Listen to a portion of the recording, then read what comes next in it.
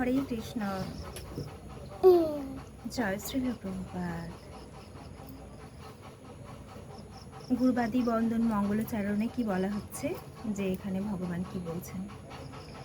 সাধব হৃদয়ং মধ্যম সাধুনাম হৃদয়ন্তম হম মদন্নন্তি ন জানন্তি না হং তেভা মনা গোপী।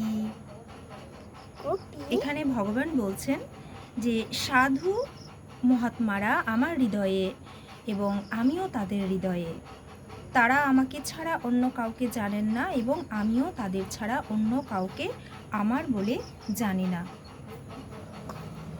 আমি কিছু ব্যক্তির সাথে মিশেছি, তারা সব কিছুই ভালো,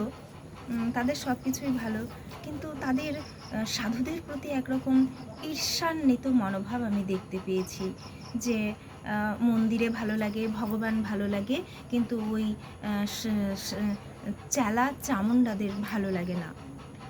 এই পরিপ্রেক্ষিতে বলবো যে হ্যাঁ, অবশ্যই তাদের মধ্যে কেউ কেউ গণ্ডগোল আছে, কিন্তু আমরা সেই সব দোষ না দর্শন করে মহাত্মাদের দিকে দেখব, আচার্যবর্গদের দিকে দেখব।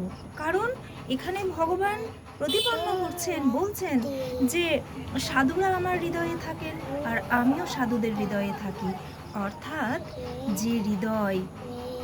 যে হৃদয় কলুষিত, সেখানে ভগবান বিশ্রাম নেন না, সেই হৃদয়ে প্রকটিত থাকেন না। কিন্তু যে হৃদয় পাপমুক্ত, কলুষমুক্ত, সেখানে ভগবান প্রকট হয়ে রয়েছেন। এই শ্লোক তার প্রমাণ। আর যে হৃদয়, তাহলে সেই হৃদয়টা সাধুবর্গ। এই যে তীর্থস্থানগুলো এমনি সুন্দর দেখায়, সাধু সন্ততিরা সেখানে বাস করেন, মহাত্মারা বাস করেন, তার জন্যই সুন্দর দেখান। একজন বলছেন যে এই সব সাধুগুলো, চালা চামুণ্ডাগুলো কি করেছে, ভগবানকে নিজের প্রপার্টি বানিয়ে নিয়েছে।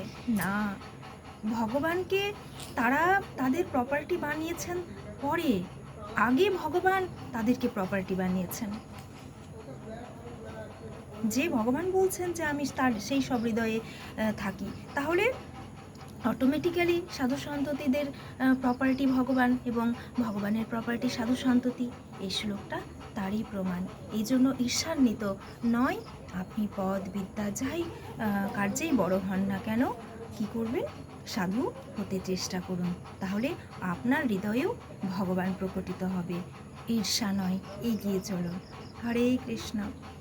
জয় শ্রীল প্রভুপাদ। নমঃ কৃষ্ণ পৃষ্ঠায় ভূতলে শ্রীমতী ভক্তি বেদান্ত স্বামিনীতি নামিনী নমস্তে সরস্বতী দেবী গৌরবাণী প্রচারিণী নির্বিশেষ শূন্যবাদী পাশ্চাত্য দেশ তারিণী।